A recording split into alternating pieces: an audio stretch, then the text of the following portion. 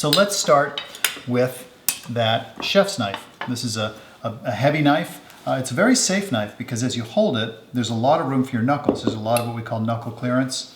And you can get your knuckles on this side and feel really safe about it. Whereas something like this is a little lower, and something like this, you can't do that at all. So this knife has a different purpose. So this knife, I don't have any acorn squash, but imagine I did a big piece of acorn squash or a chicken bone or something that you really needed to get through. Well, you can really safely and securely get behind this knife and give it a bang and not pull out your cleaver.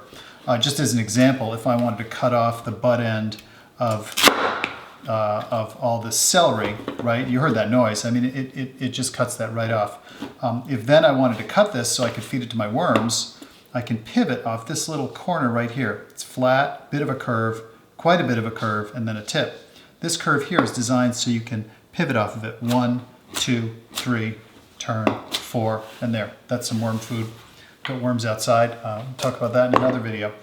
But this knife does quite a lot more than that. So any kind of heavy duty that you feel comfortable doing, you can do with this knife.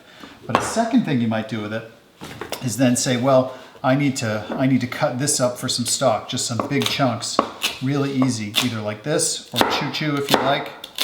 Either way, you can turn that into really large dice.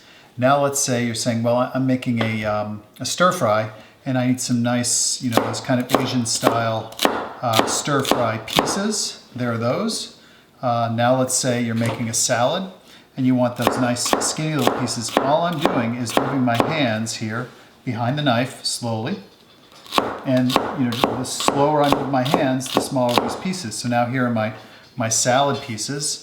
Now you're trying to make a mirepoix, right? You're going to make a reduction for, like, say, a jambalaya or something.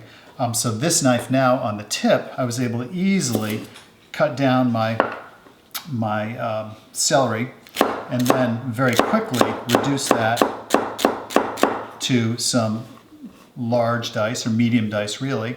And then let's say for some reason, I don't know what you're making, but you need small dice. You can certainly then get some small dice going. And then with this knife, actually pretty easily reduce that knife. Even though it's a little heavy, you can reduce that dice down. It's pretty good with that. You can see how I can rock it on the tip. Dude, I'm rocking the knife. Rocking it on the tip, and the knife actually walks along.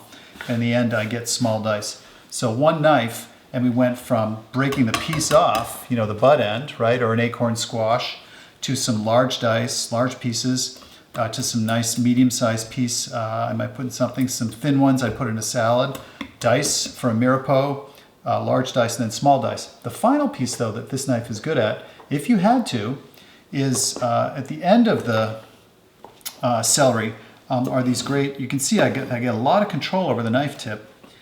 And then here, and I learned this from my French mom, you can take this and you can really walk it.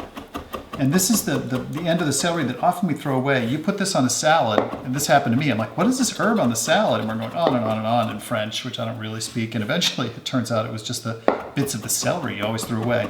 It's bitter, but it's delicious. So you can see here that I can cut with this one chef's knife, I can cut a nice, fine herby kind of thing I could use on something. We can do better with a different knife, and we will with some dill or some cilantro.